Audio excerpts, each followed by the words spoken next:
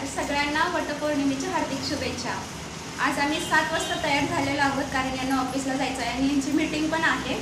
आणि मी तयार होते तोपर्यंत राजे गजरे आणि फुले आणायला गेलो होतो, पण गंमत अशी झाली की इथं गजरे मिळणं खूप मुश्किल आहे। पण राजे तसेच माघारी आले नाहीत। बघा त्यांनी माझ्यासाठी किती सुंदर गिफ्ट आणले। Thank you so much. वटपौर्णिमा झाली म्हणजे साजरी मस्त, सुरुवातच एकदम मस्त झालेली आहे। असा नवरा सगळ्याला भेटू। नमस्कार, आजच्या ब्लॉगमध्ये आपण पाहणार आहात गुजरातमध्ये मी महाराष्ट्रीयन पद्धतीने वटपौर्णिमा कशी साजरी केली। या दिवशी स्त्रिया आपल्या पतीच्या दीर्घायुष्यासाठी, उत्तम आरोग्य आणि अखंड सौभाग्यासाठी वटवृक्षाची पूजा करतात। श्रद्धा आणि भक्तीने केलेली पूजा सर्वात महत्त्वाची असते। या ब्लॉगमध्ये मी तुम्हाला पारंपरिक महाराष्ट्रीयन पद्धतीने कशी पूजा केली मी हे दाखवणार आहे। त्याचबरोबर मंत्र आणि त्याचे अर्थही तुम्हाला सांगणार आहे, त्यामुळे व्हिडिओ स्किप न करता पूर्णपणे पहा।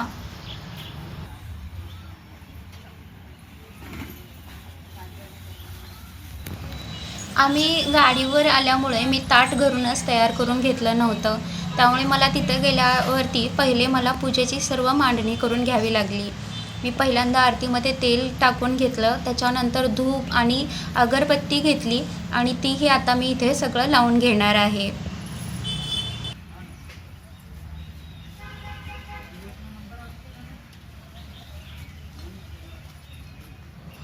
गुजरातमधील परंपरा थोडीशी वेगळी आहे आणि आम्ही खूप सकाळी लवकर गेल्यामुळे तिथे गर्दी थोडीशी कमी होती। तसा मुहूर्त सकाळचा लवकरचा असल्यामुळे काही स्त्रिया सकाळीही आल्या होत्या, परंतु गर्दी जास्ती नसल्यामुळे मला शांत आणि निवांत अशा प्रकारे पूजा करता आली।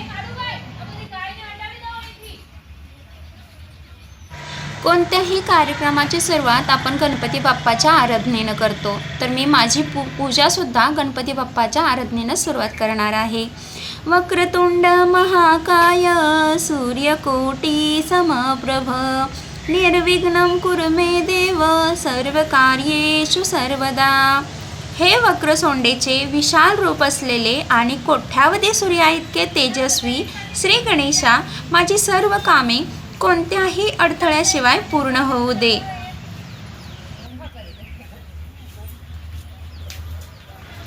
छान आणि शांत अशी पूजेची सुरुवात झाली। मग आता मी इथे सावित्रीसाठी आणलेली ओठी इथं मांडून घेणार आहे। त्यासाठी मी तिथेच जवळ असणाऱ्या 2 विठांचा उपयोग केला आणि त्याच्यावरती स्वस्तिकचं चिन्ह असलेलं वस्त्र टाकलेलं आहे। लहानपणापासून आईसोबत वटपौर्णिमेच्या सणाला जात असल्यामुळे मला पूर्णपणे वटसावित्रीच्या पूजेची माहिती आहे। त्याच्यामुळे मला गुजरातमध्ये राहूनही पूजेमध्ये कोणतीही अडचण नाही आली। लहानपणापासून पाहिलेल्या सर्व गोष्टी लक्षात होत्या। मी पूजेचं, ओटीचं आणि माझ्या तयारीचं सामान सगळं कालच काढून ठेवल्यामुळे माझी एवढ्या सकाळी लवकर तयारी होणं शक्य झालं। आता मी ओटीचं सामान जे आणलं होतं, नारळ, हिरवं कापड, त्याचबरोबर तांदूळ, त्याच्यामध्ये कोणत्याही 5 वस्तू असतात त्या मी 5 वस्तूही सोबत घेऊन आले होते। पानाचा विडा, आंबा, त्याच्यानंतर वडासाठी एक कापसाचं वस्त्र तयार केलं होतं, तेही घेऊन आले होते। आता मी हे सगळं याच्यावरती एक एक करून मांडून घेत आहे।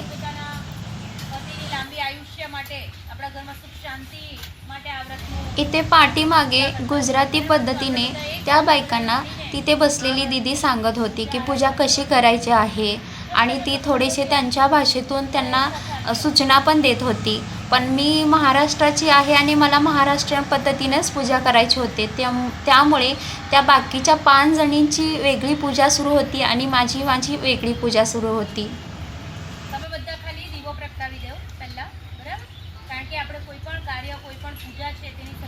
मम अखंड सौभाग्य सिद्धार्थ पती दीर्घायुष्यार्थ सुख समृद्ध्यार्थ वट सावित्री व्रत करिष्ये।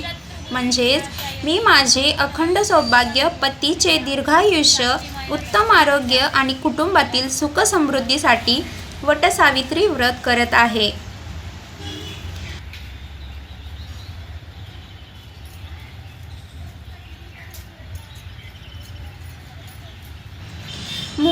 ब्रह्मा त्वचा विष्णू शाखाय शंकर स्थित पत्रे पत्रे सर्वदेवा वृक्षराज नमस्तुते. म्हणजे या वटवृक्षाच्या मुळाशी ब्रह्मदेव, खोडामध्ये भगवान विष्णू, फांद्यांमध्ये भगवान शंकर आणि प्रत्येक पानात सर्व देवतांचा वास आहे. अशा श्रेष्ठ वटवृक्षाला माझा नमस्कार.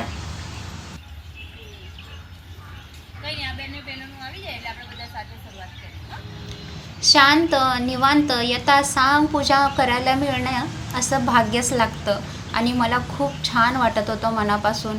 मी हळदी कुंकुम तांदूळ हे पूजेला वाहून मला स्वतःलाही हळदी कुंकुम लावून घेतलं.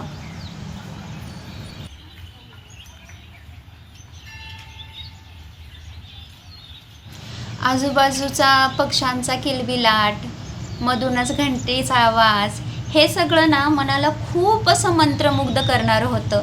आणि ते वातावरण, पूजेचं वातावरण, अगरबत्तीचा वास, धूपाचा वास, एवढं छान वातावरण तयार झालं होतं. आणि आज थोडंसं ढगाळ वातावरण असल्यामुळं वातावरणही एवढं छान बनलं होतं, शांत आणि थंड होतं. आणि एकदम आम्ही सकाळी लवकर गेलो होतो, त्यामुळं तर ना वातावरण एकदमच छान झालं होतं. खूप प्रसन्न वाटत होतं पूजा करताना.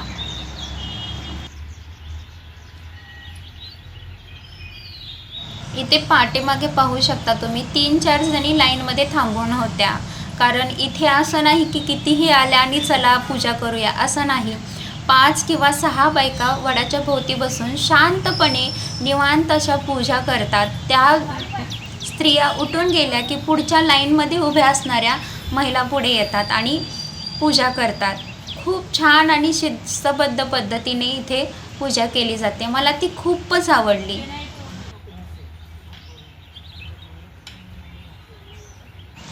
शांत आणि मनसोक्त पूजा करून झाल्यानंतर प्रार्थना करून आता मी वडाला दोरा गुंडाळण्यासाठी सुरुवात करणार आहे.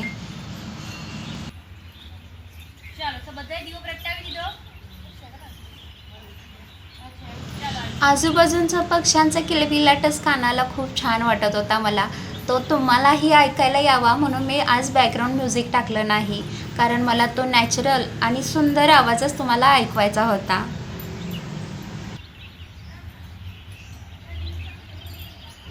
येन बद्धो बलिराजा दानवेंद्रो महाबला तेन त्वामनुध्वामी रक्षेमाचल माचल. म्हणजे ज्या पवित्र रक्षासूत्राने महाबली राजा बळी बांधले गेले, त्याच पवित्र भावनेने मी हा दोरा बांधत आहे. हे रक्षासूत्र माझे आणि माझ्या कुटुंबाचे रक्षण कर आणि शुभबंधन कायम राहू दे.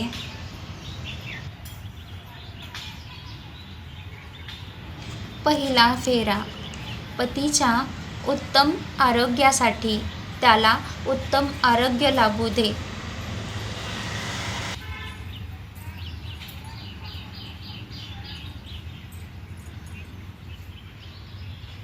दुसरा फेरा.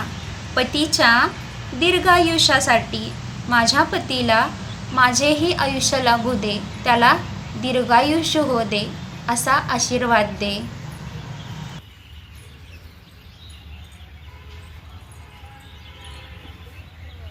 तिसरा फेरा. अखंड सौभाग्य आणि सुखी वैवाहिक जीवनासाठी. हे वटवृक्षा माझं सौभाग्य अखंड राहू दे आणि आमचं वैवाहिक जीवन सुखी होऊ दे.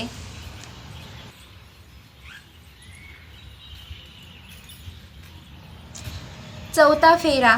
कुटुंबातील सुख शांती आणि समृद्धीसाठी. माझ्या कुटुंबाला खूप सुख शांती आणि समृद्धी मिळू दे, हीच आजच्या दिवशी तुला मनोभावे प्रार्थना.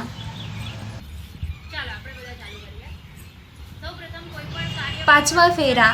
संततीच्या उत्तम आरोग्य व उज्ज्वल भविष्यासाठी. मुलाबाळांना खूप असं उज्ज्वल भविष्य आणि आरोग्य लाभो. सहावा फेरा. सर्व संकटापासून संरक्षण आणि कुटुंबाच्या कल्याणासाठी. माझ्या कुटुंबावरती कोणतंही संकट येऊ देऊ नको आणि आलेच ते लढण्यासाठी माझ्यामध्ये तेवढी ताकद दे.